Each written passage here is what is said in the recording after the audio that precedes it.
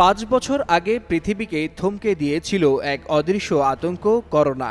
Mask, sanitiser, সামাজিক দূরত্ব এসব হয়ে উঠেছিল জীবনের নিয়ম। সময়ের সঙ্গে ঝিমিয়ে পড়েছিল সেই তাণ্ডব, কিন্তু নতুন করে আবার বাড়ছে সংক্রমণ।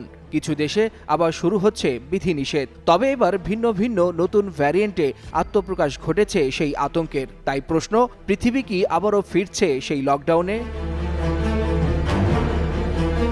2020 সালে যে করোনা বিশ্বকে গৃহবন্দী করেছিল, সেই আতঙ্কের নতুন রূপ ফিরেছে চীন, জাপান, ইউরোপ, আমেরিকা এবং সিঙ্গাপুর, ভারত, বাংলাদেশ ও মালদ্বীপ সহ দক্ষিণ এশিয়ার বেশ কয়েকটি দেশে। এরই মধ্যে বিভিন্ন দেশে শনাক্ত হয়েছে করোনার নতুন কয়েকটি ভ্যারিয়েন্ট, যা আগের ধরনগুলোর তুলনায় অনেক বেশি সংক্রামক। করোনার শুরুর দিকে বেশি ক্ষতিগ্রস্ত হয়েছিল প্রাপ্তবয়স্ক ও রোগপ্রবণ ব্যক্তিরা। তবে এবার শিশু ও তরুণদের মাঝেও ছড়িয়ে পড়ছে নতুন এই ভ্যারিয়েন্ট।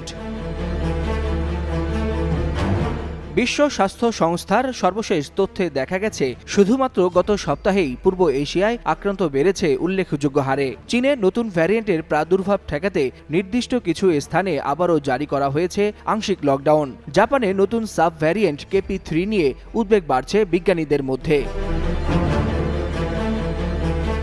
বাংলাদেশে এখনও বড় কোনো সংক্রমণের খবর না মিললেও ইমিগ্রেশন ও হাসপাতালগুলোতে সতর্কতা জারি করা হয়েছে। স্বাস্থ্য অধিদপ্তর বলছে, যে কোনো পরিস্থিতির জন্য প্রস্তুতি নেওয়া হচ্ছে।